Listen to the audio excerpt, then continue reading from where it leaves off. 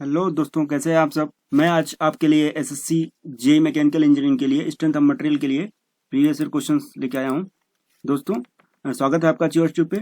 तो आज ये स्ट्रेंथ ऑफ मटेरियल का लेक्चर 1 है, जिसमें मैं स्ट्रेंथ ऑफ मटेरियल के कुछ अच्छे क्वेश्चंस को लिया हूँ, डिस्कस करूंगा। तो चलिए दोस्तों, देखते हैं क्वेश्चन नंबर 1।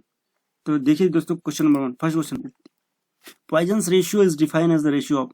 तो इसमें पूछा गया कि पॉइजन्स रेशियो क्या होता है।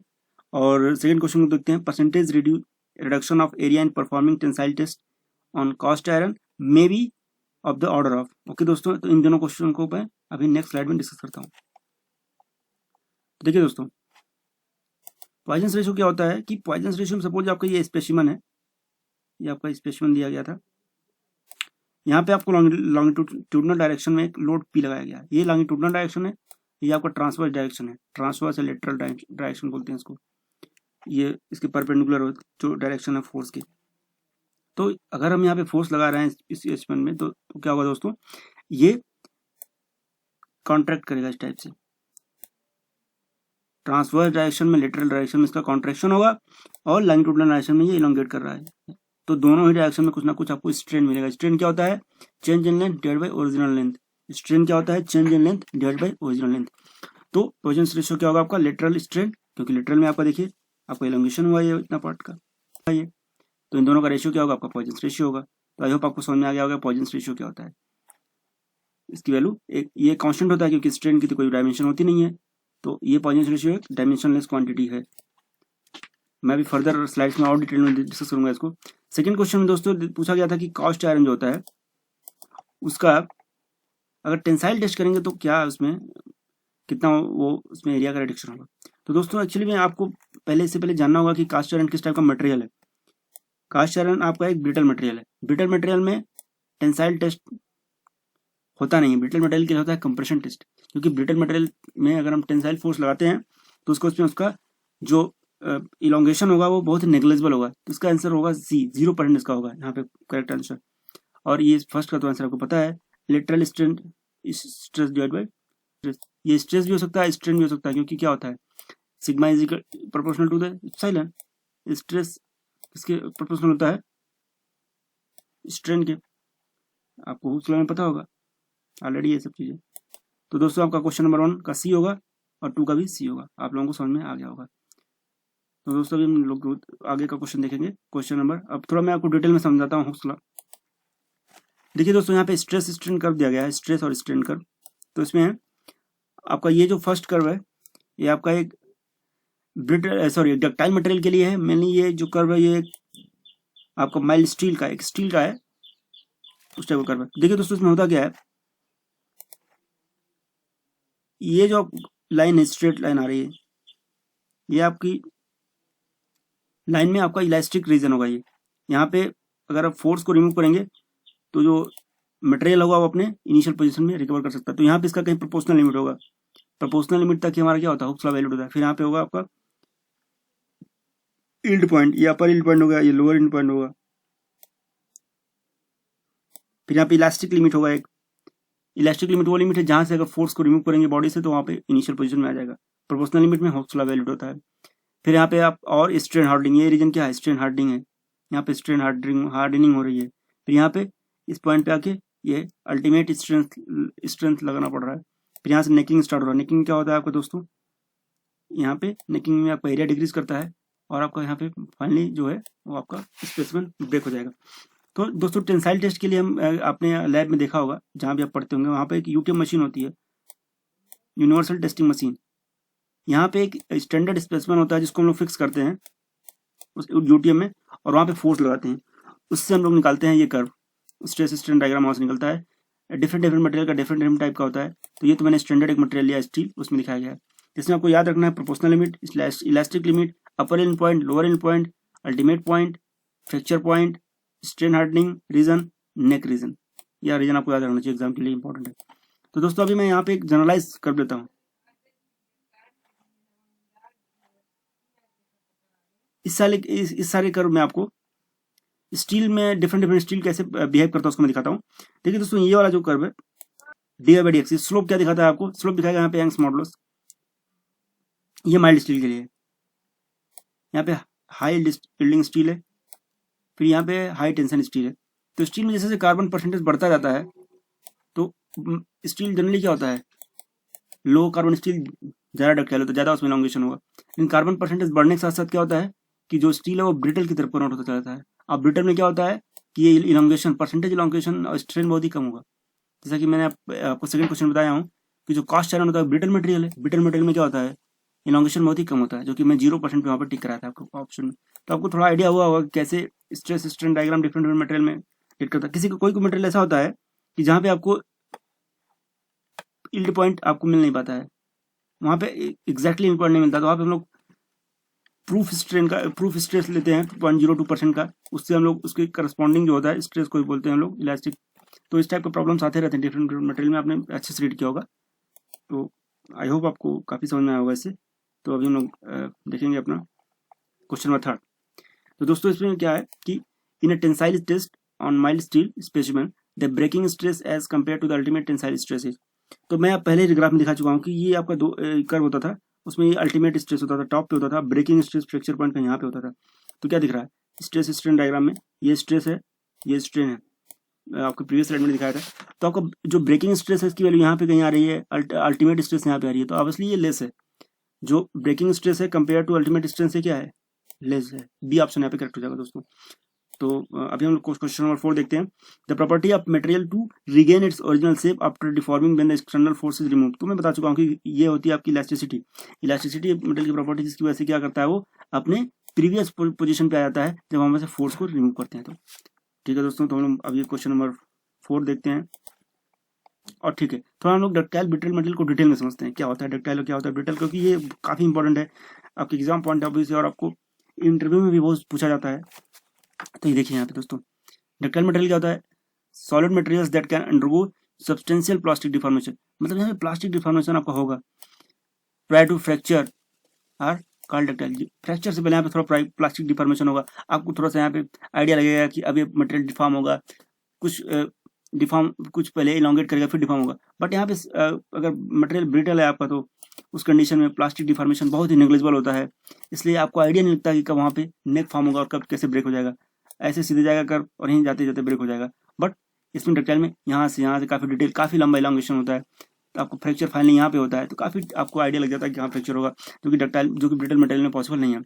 Percentage elongation of the ductile material before fracture undergo tensile testing है, तो ये यहाँ पे लेस होता है, यहाँ पे हायर होता है। Ductile material fail gradually by neck formation under the action of external tensile load. तो डक्टाइल मटेरियल में क्या होता है, नेक फॉर्मिंग होती है, इसमें काफी डिटेल में आपको दिखता है कि अभी ये सडन यहाँ पे क्या होता है फेलियर नहीं आता है। बट ब्रिटल मटेरियल में क्या है, यहाँ पे सडन फ्रैक्चर होता है विदाउट एनी वार्निंग, आपको पता भी नहीं चलेगा कि थोड़ा सा इलॉन्गेशन हुआ सडन फेल हो गया मटेरियल, आपका कुछ पता नहीं चला। Energy absorb by ductile material before fracture undergo tensile more, यहाँ पे आपको एनर्जी अब्जॉर्ब ज्यादा होती है, यहाँ पे लेस एनर्जी अब्जॉर्ब करती है material. Various metal form operation, various metal forming operation such as rolling, forging, drawing, bending, आपने पढ़ा होगा, ये सब मेटल फॉर्मिंग ऑपरेशन है, can be perform ductile material, क्योंकि डक्टाइल मटेरियल में हम लोग थोड़ा सा शेप चेंज कर सकते हैं, इसको डिफॉर्म कर सकते हैं, इसलिए हम यहाँ इन सब में फॉर्मिंग कर सकते हैं। बट यहाँ पे ब्रिटल मटेरियल में फॉर्मिंग ऑपरेशन नहीं हो सकता, क्योंकि यहाँ पे आपको अब जैसे आप फोर्स लगाएंगे तुरंत ब्रेक हो जाएगा, तो वहाँ पे शेप दूसरे शेप में आप कन्वर्ट कर ही नहीं पाएंगे, इसलिए यहाँ पे पॉसिबल नहीं। Ductile material so longer life इसका लॉन्गर होता है। फैटिग के लिए, फैटिग क्या होता है, जब किसी मटेरियल पे हम लोग कॉन्स्टेंटली फोर्स लगाते रहते हैं तो वो लोअर अपने जो उसका अल्टीमेट स्ट्रेंथ जहाँ ब्रेकिंग स्ट्रेस उससे लोअर फोर्स पे ब्रेक हो जाता है, तो उसको फैटिग बोलते हैं। ब्रिटल मटेरियल में क्या होता है, यहाँ पे फैटिग लोडिंग से ये फास्टली जल्दी ब्रेक हो जाता है। अब एग्जांपल देख लेते हैं, रियल लाइफ एग्जांपल, जो कि एग्जांपल जैसे माइल्ड स्टील है, aluminium, copper, rubber, most of the plastic material जो होते हैं सब डक्टाइल के अंडर में आते हैं। ब्रिटल में क्या होंगे, कास्ट आयरन होगा, सिरेमिक होगा, ग्लास होगा, सीमेंट होगा, कंक्रीट होगा, स्टोन होगा, आइस होगा, सब ब्रिटल है। क्योंकि आपने देखा होगा रियल लाइफ में, आप देखे होंगे ये सब चीजें बहुत फ्रेजाइल होती हैं, तुरंत ब्रेक हो जाती हैं। ठीक है दोस्तों, हम लोग क्वेश्चन नंबर 5 पे आते हैं। Choose the correct material which belongs to the category of highly elastic. अभी देखिए मैंने दोस्तों आपको ऑलरेडी बता चुका हूँ कैसे होता है, तो आपके लिए ये होमवर्क है, आप और ज्यादा डिफरेंट एग्जांपल्स को स्टडी कीजिए ताकि आपके एग्जाम के लिए आपकी रियल लाइफ में आपको समझ में आ जाए क्या डक्टाइल होता है, क्या ब्रिटल होता है, उसके बाद आप इसका आंसर टिक कीजिए। फिर देखिए दोस्तों, अब हम देखते हैं यहाँ पे which of the following curve shows the correct graph for the stress strain curve for an ideal elastic strain hardening. Strain hardening आपको किसमें दिख रहा है, यहाँ पे क्यों इसी में स्ट्रेन हार्डनिंग दिख रहा है, ये आपका स्ट्रेन हार्डनिंग कर्व है और ये आपका इलास्टिक है, तो आपको सी ऑप्शन से करेक्ट हो जाएगा। पहले बता चुका हूँ स्ट्रेन हार्डनिंग क्या होता है आपको। ओके दोस्तों, तो क्वेश्चन नंबर 7 देखते हैं हम लोग। Which of the following statement is correct for modulus of resilience. इसको मैं अभी आपको डिटेल में डिस्कस करूंगा मॉडुलस ऑफ रेजिलियंस क्या होता है। अब क्वेश्चन नंबर 8 देखते हैं, न्यूमेरिकल प्रॉब्लम है, इजी प्रॉब्लम है, देख लेते हैं। One of the application of the given load, तो यहाँ पे क्वेश्चन नहीं सॉल्व किया हुआ है, आपको दिखाता हूँ। यहाँ पे load of the length of the wire is stated to be increase by 1 mm। Wire की लेंथ उसको 1 mm इंक्रीज किया है। For the same force is now applied to the wire of same material but the length of the radius twice of the first. तो यहाँ पे क्या हुआ, length और रेडियस को दोनों ट्वाइस कर दिया गया, तो अभी वायर में एक्सटेंशन कितना प्रोड्यूस होगा, फोर्स अगर वही है तो। ठीक है, मैं एग्जांपल में दिखाता हूँ डिटेल में आपको यहाँ पे। ठीक है दोस्तों, यहाँ पे क्या है कि आपका ये आपका क्या है, वो सपोज ये आपका वायर है, वायर में आपने क्या होगा, पी फोर्स लगा दिया आपने यहाँ पे, तो सिग्मा क्या होगा, स्ट्रेस क्या होगा, पी बाई ए हो जाएगा। ई क्या होगा, सिग्मा बाई ई क्या है यहाँ पे, यंग्स मॉडुलस है, जो कि क्या होता है, स्ट्रेस बाई स्ट्रेन। स्ट्रेन क्या होता है, डेल्टा एल बाई एल। अब इन तीनों क्वेश्चन कंबाइन करेंगे तो आपको डेल्टा एल की जो वैल्यू मिलेगी वो मिलेगी P L by A. P क्या है यहाँ पे, फोर्स अप्लाइड, एल लेंथ है, ए क्या है एरिया, ई क्या है यंग्स मॉडुलस है। डेल्टा एल की वैल्यू कितनी दी हुई है, चेंज इन लेंथ 1 mm दिया हुआ है। पी इनिशियल पे पी है, नेक्स्ट बी पी है। ई इनिशियल ई है, मेटल चेंज नहीं हो रहा तो ही रहेगा।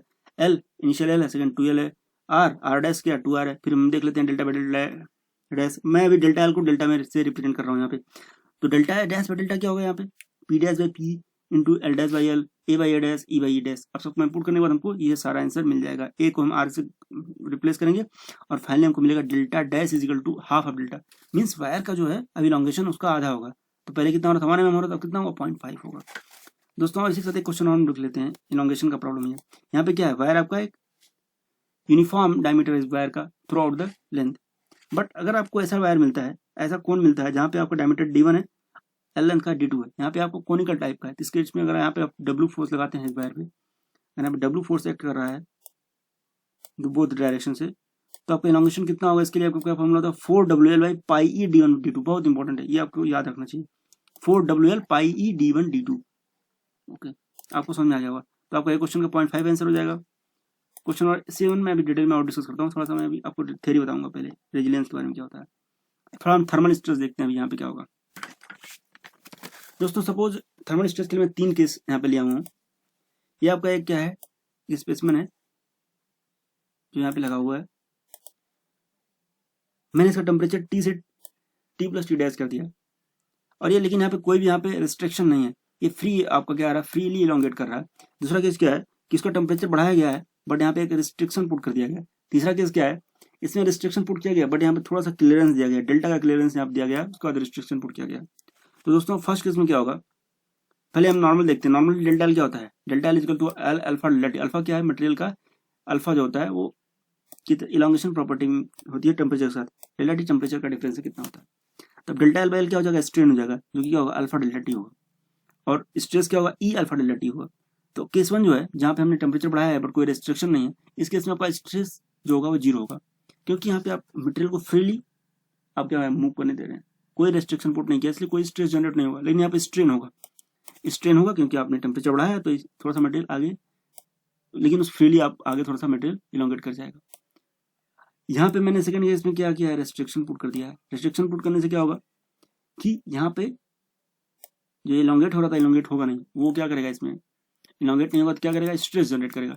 इसकी वैल्यू क्या होगी, E alpha E delta T, alpha delta T होगी, और स्ट्रेन की वैल्यू अल्फा डेल्टा टी होगी। सेम यहाँ पे होगा बट यहाँ पे हम क्या करेंगे, L alpha delta T minus delta कर देंगे, क्योंकि इतना हम ऑलरेडी फ्री में हमको मिल रहा है, तो वो आपको स्ट्रेस में कंट्रीब्यूट करेगा नहीं, जो कि किसके इक्वल होगा, सिग्मा एल बाई ई। इससे आप इसमें निकाल सकते हैं कितना स्ट्रेस जनरेट होगा। तो ये तीनों केस आपको समझ आ गया होगा दोस्तों। हम थोड़ा स्ट्रेन एनर्जी के बारे में देखते हैं हम लोग क्या होगा।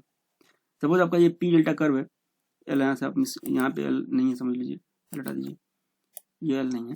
तो स्ट्रेन एनर्जी क्या होती है, half of P into delta होती है, या अगर टेम्परेचर टॉर्क के केस में देखेंगे तो हाफ टी इंटू थीटा होती है।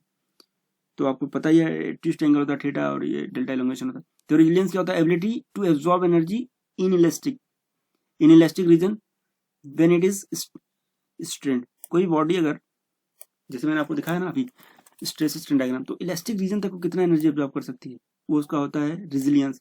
प्रूफ रेजिलियंस क्या होता है कि वो मैक्सिमम एनर्जी कितना एब्जॉर्ब कर सकती है इलास्टिक रीजन में, तो किसी बॉडी को आप कभी थोड़ा स्ट्रेन करेंगे, कभी ज़्यादा स्ट्रेन करेंगे, इलास्टिक रेंज तो उसका मिनिमम से भी स्टार्ट हो सकता है, तो एक मैक्सिमम पॉइंट होगा मिनिमम, तो मैक्सिमम कितना ऑब्जॉर्व करेगी उसको बोलते हैं प्रूफ रेजिलियंस। वो किस पे होगी, जब वो बॉडी इलास्टिक लिमिट पे पहुंच जाएगी। तो ये दोनों लिमिट पास पास होंगे, तो उसका half half P elastic into delta elastic. और प्रूफ रेजिलियंस पर वॉल्यूम क्या होता है आपका, ये होता है आपका मॉडुलस ऑफ द रेजिलियंस। जो आपको प्रॉब्लम मैंने क्वेश्चन नंबर 7 छोड़ गया हूँ, उसका आंसर हो जाएगा मॉडुलस ऑफ रेजिलियंस क्या होता है, proof resilience per unit volume. तो देख लीजिए आप,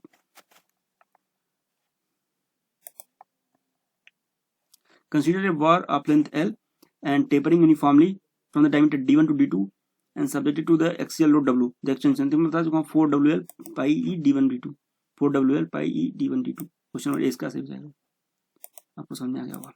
Poisson ratio is used in, देखिए अगर आपकी बॉडी वन डायमेंशनल है तो पॉइजन रेशियो उसमें कोई का रोल होगा ही नहीं, क्योंकि आप फोर्स लगाएंगे तो इधर से कोई लेटरल स्ट्रेन होना चाहिए, तो 2 डायमेंशनल में है तभी होगा, 3 डायमेंशनल में होगा, इसलिए डी ऑप्शन सही होगा। बस ये रहेगा कि आपको 3 डायमेंशन में आपको लेटरल स्ट्रेन के आपके 2 डायरेक्शन में होंगे, तो आपको एक डायरेक्शन का लेना होगा उसमें, तो रहेंगे डी ऑप्शन सी होगा 10th का। Which of the following is correct, ये आपका रिलेशन में अभी दिखाऊंगा कैसे कैसे रिलेशन को डिराइव करना है, सिंपल रिलेशन से।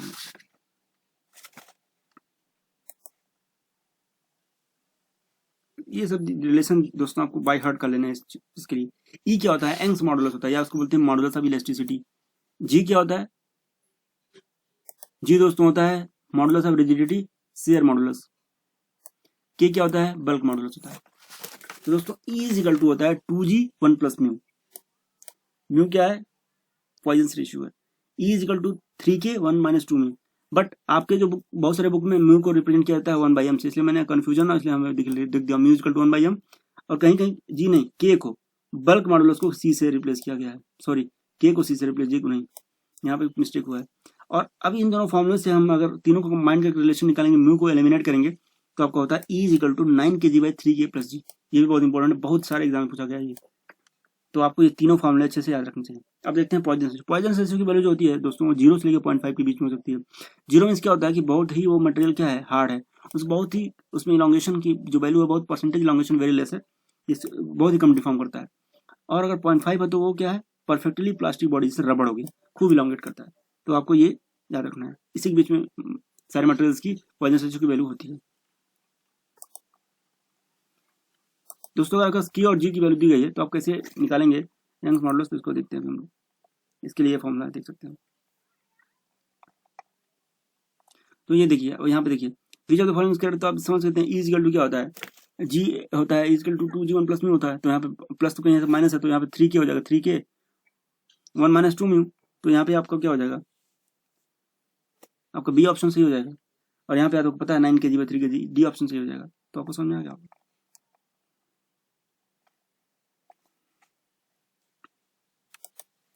Question 13. A cylindrical rod of the length L and diameter D is rigidly fixed at its upper end and hangs vertically. The elongation produced in the rod due to the its self weight. तो इसको आप WL/2 ही होता है, इसको आप जान लीजिए। Which of the following material is highest poisson ratio, तो आपको बता चुका हूँ मैं अभी, रबड़ का जो होता है poisson ratio हाईएस्ट होता है, तो आपको याद हो चुका है। क्वेश्चन नंबर 15, ये अच्छा क्वेश्चन है। If the value of Poisson ratio 0 then material rigid तो नहीं होगा एकदम, हाँ इलॉन्गेशन कम होगा बट रिजिड नहीं कर सकते हैं, इसलिए करेक्ट नहीं होगा। प्लास्टिक डिफॉर्मेशन नहीं होगा, नो ये तो गलत है, तो यहाँ पर डी ऑप्शन करें, नॉन ऑफ दिस करेक्ट होगा। अब ये देखिए अच्छा क्वेश्चन है, ये फर्स्ट क्वेश्चन की तरह ही है, क्योंकि इतना केजी लोड अप्लाई किया गया है ब्रास सिलेंडर पे, जो कि इतना लॉन्ग है, इतना डायमीटर है, और उसमें जो लेंथ में इंक्रीज आ रहा है 0.8 का आ रहा है, डायमीटर में इनका कॉन्ट्रैक्शन आएगा। तो इसमें आप सिंपल क्वेश्चन है, आपसे पूछा गया, तो आप देख सकते हैं यहाँ पे, सॉरी यहाँ पे थोड़ा सा क्लियर नहीं है, समझिए। यहाँ पे आपका डायमीटर 10 है, लेंथ 40 सेंटीमीटर है, डेल्टा एल इधर हो रहा है, और यहाँ पे डेल्टा डी इधर कॉन्ट्रैक्ट कर रहा है, तो यहाँ पे क्या होगा आपका डेल्टा एल 0.8, डेल्टा डी 0.05, तो आपका lateral strain delta D by D 0.005/d, delta L by L सबको पुट करने से 0.025 आपका आंसर आ जाएगा। आपको समझ में आ गया होगा, 0.025 आपका आंसर होगा, ए ऑप्शन आपका करेक्ट हो जाएगा। क्वेश्चन 17 देखते हैं, ये आपका थर्मल स्ट्रेस का प्रॉब्लम है। What will be the thermal stress develop in a rod having diameter 4 centimeter then 2 centimeter, it experiences heating from temperature. अच्छा, यहाँ पे टेम्परेचर बढ़ाया गया है, the coefficient of thermal expansion ये अल्फा ये हो गया, मॉडुलस सबको ये दिया गया। देखिए यहाँ पे क्या है, आपसे पूछा गया है कि थर्मल स्ट्रेस कितना डेवलप होगा अगर एक रॉड को हीट किया गया तो।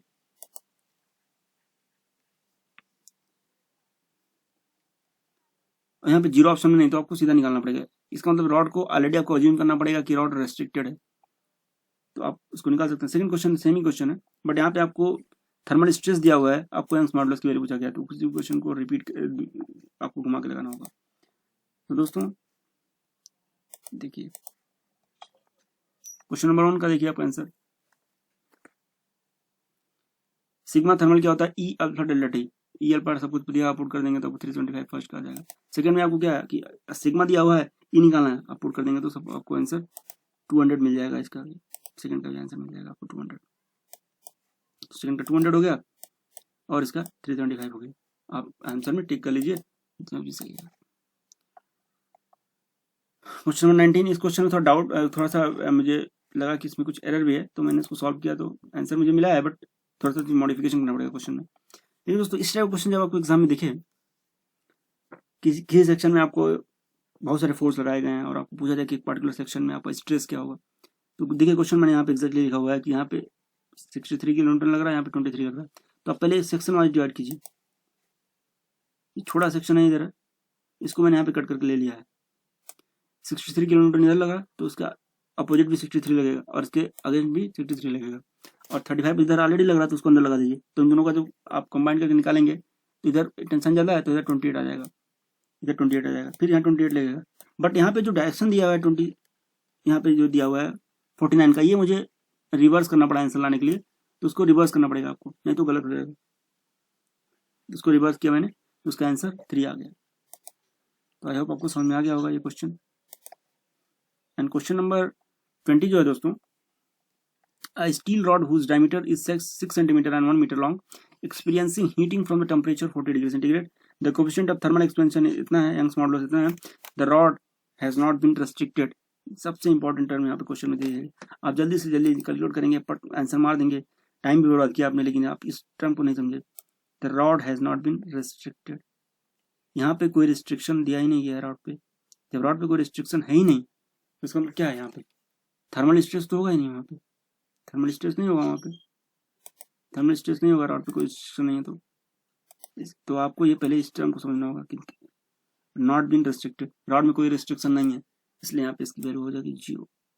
बहुत अच्छा क्वेश्चन है, इस क्वेश्चन को आपको समझना पड़ेगा। इसी तरह से मटेरियल्स में आपको देखना पड़ता है कि कौन सा ब्रिटल है, कौन सा डक्टाइल है, किसमें इलॉन्गेशन होगा कि नहीं होगा। आप जल्दी से आपने टिक कर दिया आंसर और गलत हो गया एग्जाम में, तो इन दोनों चीज़ों को ध्यान रखना पड़ेगा। मटेरियल में थर्मल स्ट्रेस में स्ट्रेंथ पूछा है कि स्ट्रेस पूछा है, क्या पूछा है और कौन सी कंडीशन दिया। तो दोस्तों इसी के साथ मेरा ये पहला लेक्चर था स्ट्रेंथ ऑफ मटेरियल का खत्म होता है। तो दोस्तों आप मेरे चैनल को शेयर सब्सक्राइब कीजिए और लाइक भी कीजिए, मेरे लेक्चर्स को कमेंट कीजिए, कोई डाउट है तो इसी के साथ दोस्तों धन्यवाद, फिर मिलते हैं अपने नेक्स्ट लेक्चर में शाम को। Thank you.